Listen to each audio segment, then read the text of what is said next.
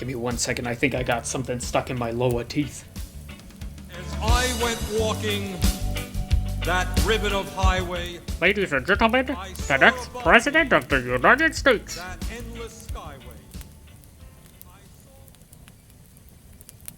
My good friends, pull up a log, but put down the s'mores, cause I've brought my own treat to the campfire. This week, my presidential campaign spent nearly $2 million on our very first televised campaign ad. After this chat, head over to BernieSanders.com, where you can view the ad that was paid for by viewers like you, not the Koch brothers or the Coca-Cola Corporation. Rather than seeing an ad for carbonated beverages, you will witness my transformation into a man who was able to tame his hair long enough to pose for the cover of Time magazine.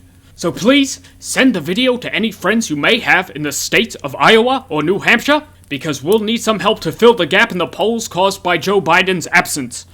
Now that that's out of the way, it's time to discuss an issue that affects all creatures residing on this planet: the environment.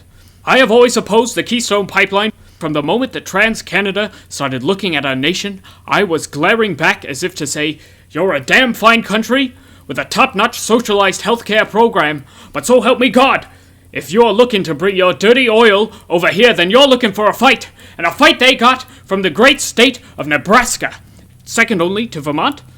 Hard-working Nebraskans said, "We don't want your pipeline crossing into our backyards, dripping toxic slug into our doggy dishes, and leaking flammable substances into our water supplies, so that if our houses were to catch fire, they could not be put out by traditional water-based methods, because the water had become so polluted that it itself had become flammable. If firemen were to put out the fire, they would find that the second that their fire hoses touched the fire, the water within the hoses would burst into flames, spreading the fire into our lakes and streams and ecosystem, setting the whole thing ablaze as a result of the Keystone Pipeline."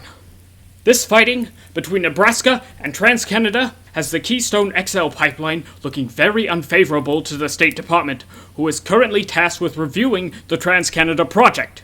The pipeline is looking so bad, in fact, that TransCanada is asking the State Department to suspend the review until the fight has been settled, hopefully pushing approval and completion of the Keystone Pipeline into the next administration.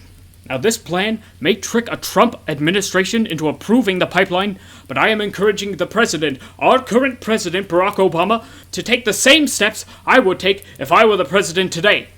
An executive order ought to be signed that would create American jobs in order to build a U-turn in the pipeline, returning the oil to TransCanada and wreaking havoc on their backyards. This solution may not benefit the global environment, but it will enact instantaneous climate change in America. Specifically, a tonal climate change where we can say that we will no longer be pushed around by big fossil fuels. While we're on the subject, I would like to address the issue of our very own campfire. In order to construct the campfire, 5 union laborers cut down 1 tree and reduced it into the proper chunks of firewood or kindling.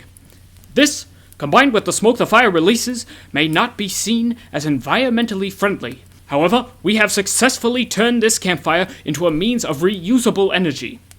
Look above your heads, and you will find a series of yard pinwheels connected to multiple Rube Goldberg machines, one of which powers the recording device used for this program, while the others go on to power a year-round summer camp for our nation's orphans.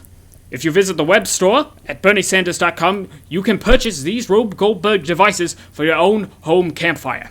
Just remember, don't get too close to the flames, or you will feel the burn.